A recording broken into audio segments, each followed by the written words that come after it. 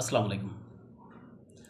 আজকে আমরা আলোচনা করব বিএনপির নেতা ফজলুর রহমান। তিনি অনেক জঞ্চা বা অনেক ত্যাগ স্বীকার করে অনেক মবের শিকার হয়েও তিনি 13জ জাতীয় সংসদ নির্বাচনে যেভাবে জয়লাভ করে আসছেন, তার এই জয়কে কেন্দ্র করে বিরোধী শিবির বা বিশেষ করে আওয়ামী লীগের ভিতরে আওয়ামী লীগের যে সমস্ত কর্মী সমর্থক রয়েছেন তাদের ভিতরে একটা উচ্ছ্বাস উদ্দীপনার ভাব দেখা যাচ্ছে। এই বিষয়টা নিয়ে আমরা আলোচনা করব।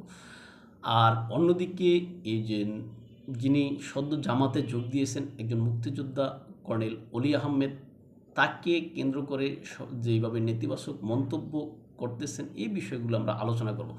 দর্শক, আশা করি সম্পূর্ণ ভিডিওটা আপনারা দেখবেন এবং আপনাদের মূল্যবান মতামত কমেন্ট বক্সে লিখে জানাবেন। চলুন শুরু করা যাক।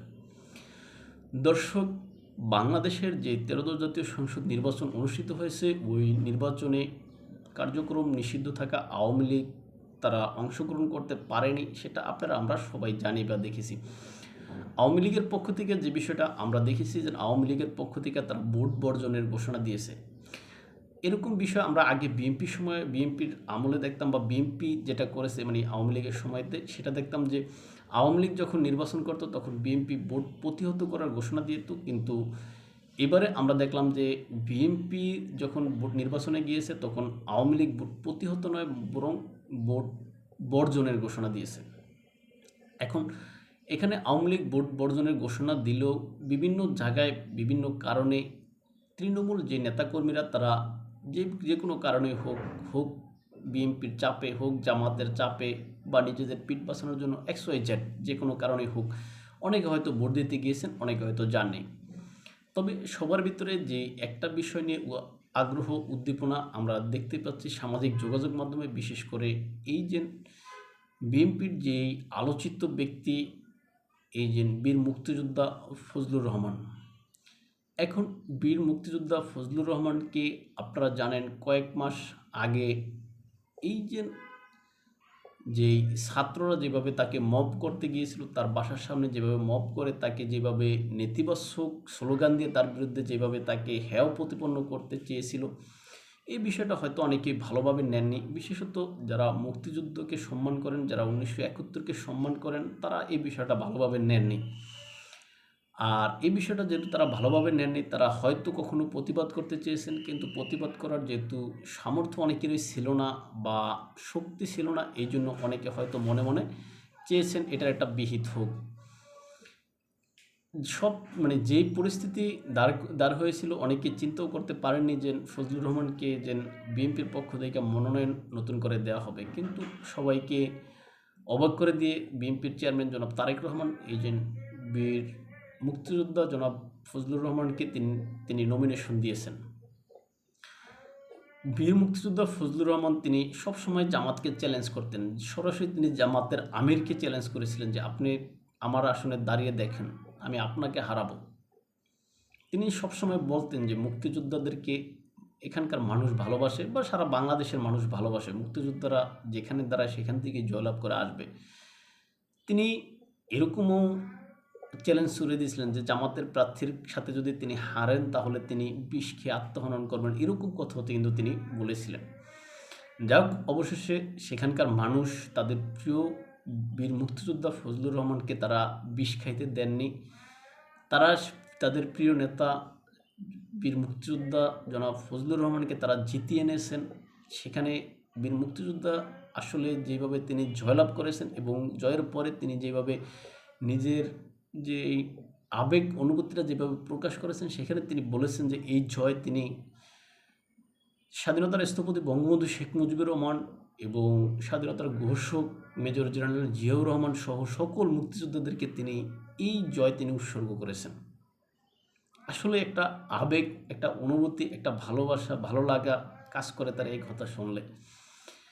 এখন তার এই বক্তব্যটা, তাছাড়া বাংলাদেশের যত মুক্তিযোদ্ধা সন্তানগণ আছেন, যত মুক্তিযুদ্ধের সপক্ষের শক্তি আছেন, সবাই আসলে আমি দেখতে পাচ্ছি সামাজিক যোগাযোগ মাধ্যমগুলোতে এই যে বীর মুক্তিযোদ্ধা ফজলুর রহমানের এই বিজয়কে বা এই জয়কে তারা আনন্দ উল্লাসের সাথে গ্রহণ করছেন।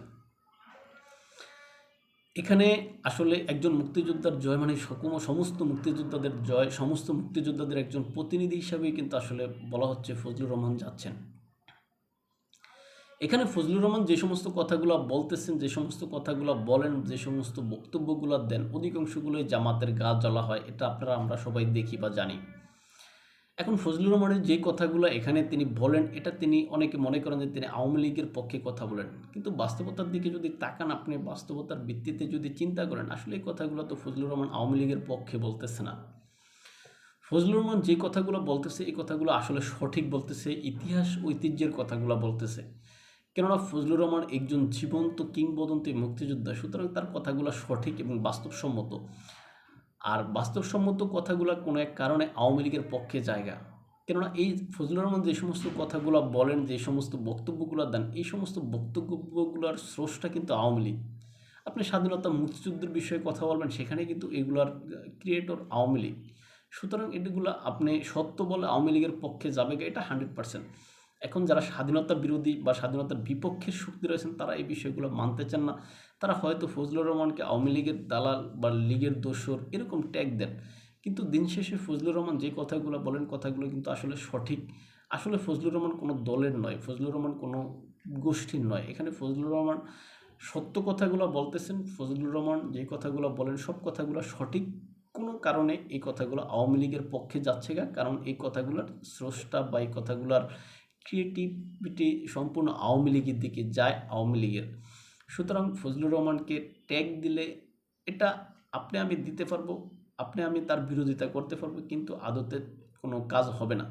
কেননা ফজলুর রহমানের এলাকার লোকজন তাকে কত ভালোবেসে তাকে আবার সংসদে পাঠিয়েছে, এটাই হচ্ছে তার সবচেয়ে বড় প্রমাণ। আপনি আমি দূরের থেকে থেকে বসে তার বদনাম করতে পারবো, তার বাসার সামনে যায়া আপনার গিয়ে সেখানে কি মব তৈরি করতে পারবো, কিন্তু আসলেতে তাকে জয় পরাজয়ের কোনো গ্লানি বা কোনো দ্বারপ্রান্তে আপনি আমি নিয়ে যেতে পারবো না। সেটা তার এলাকার জনগণ নিয়ে যেতে পারবে, আর তারা সেটা করিয়ে দেখিয়েছে।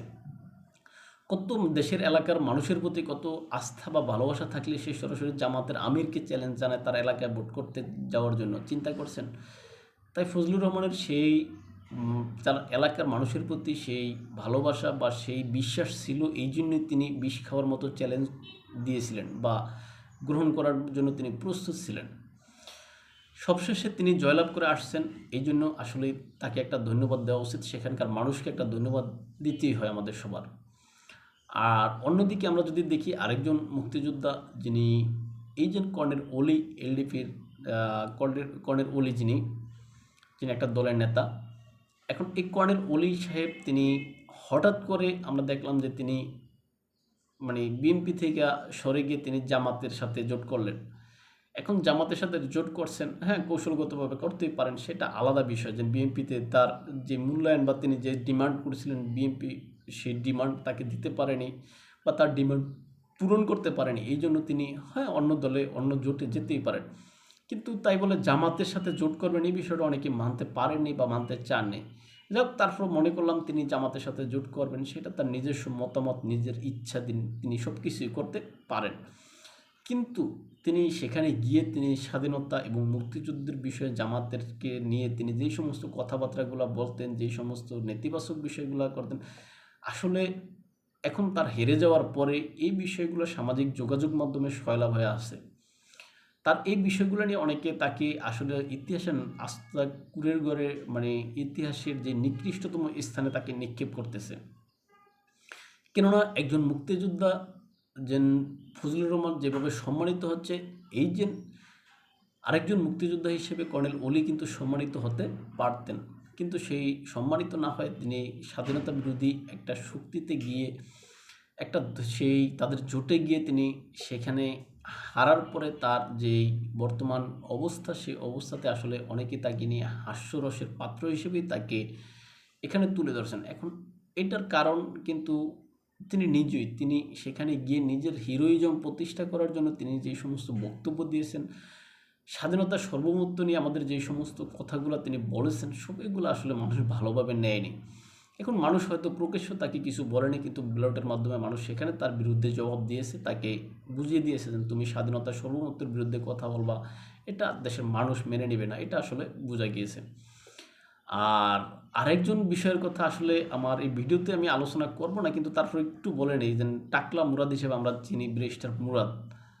সেই মুরাদ সাহেবের কি অবস্থা সেটা দর্শক আপনারা জানলে একটু কমেন্ট বক্সে লিখে জানাবেন। তিনি স্বাধীনতা মানেন না, তিনি ১৬ই ডিসেম্বর আমাদের স্বাধীনতা মানেন না, বিজয় দিবস মানেন না, হ্যাঁ, স্বাধীনতা দিবস মানেন না, ইত্যাদি ইত্যাদি কথাবার্তা। তার যেই কথাবার্তাগুলো আসলে দেশের মানুষ ভালোভাবে নেয়নি তাকে, সেখান থেকে মানুষ যে আসলে কি বলবো, যে কীভাবে বলবো, আমার এই মানে তার বিরুদ্ধে বলার মতো আমার ভাষা নাই। কেননা ওই লোকটাকে আমি আসলে আগে থেকেই একটু খারাপ দৃষ্টিতে দেখতাম, টাকলা মুরাদকে। সুতরাং মানুষ সেখানেও তাকে সেখানে ছক্কা মেরে সীমানার বাইরে পাঠিয়ে দিয়েছে। সুতরাং তিনিও সেখানে সফল করতে পারেননি। আসলে এই নির্বাচনটা ১৩দশ জাতীয় সংসদ নির্বাচনে আমরা যে বিষয়টা দেখতে পেলাম, আসলে যারাই এখানে অতিরঞ্জিত বিষয়ে, আমাদের স্বাধীনতা সার্বভৌমত্ব মুক্তিযুদ্ধ বিষয়ে বিপক্ষে অবস্থান করে কথাবার্তা বলেছিলেন, ওই সমস্ত ব্যক্তিগণ আসলে এখানে ইতিহাসের আস্থা কুরের ঘরে নিক্ষেপ হয়েছেন, এটা আমরা দেখেছি। যাই হোক, এখানে একটা বিষয় ভালো লাগা, সেটা হচ্ছে এই যে বীর মুক্তিযোদ্ধা ফজলুর রহমান তিনি বিজয় হয়ে আসছেন। তার এই বিজয়কে তিনি বঙ্গবন্ধু শেখ মুজিবুর রহমান এবং জিয়াউর রহমান তাদের উদ্দেশ্যে তিনি উৎসর্গ করেছেন, সমস্ত মুক্তিযোদ্ধাদের উদ্দেশ্যে উৎসর্গ করেছেন। এই বিষয়টা আপনার কেমন লেগেছে দর্শক কমেন্ট বক্সে লিখে জানাতে পারেন। তাই ভালো থাকবেন সবাই, দেখাবো অন্য কোনো ভিডিওতে অন্য কোনো বিষয়ে। আমাদেরকে আপনারা ফলো করতে চাইলে ইউটিউব এবং ফেসবুকে স্বপ্নচারীর কথা নামে, ইনস্টাগ্রাম ও টিকটকে এনেতো নামে দেখতে পারেন। আল্লাহ হাফেজ।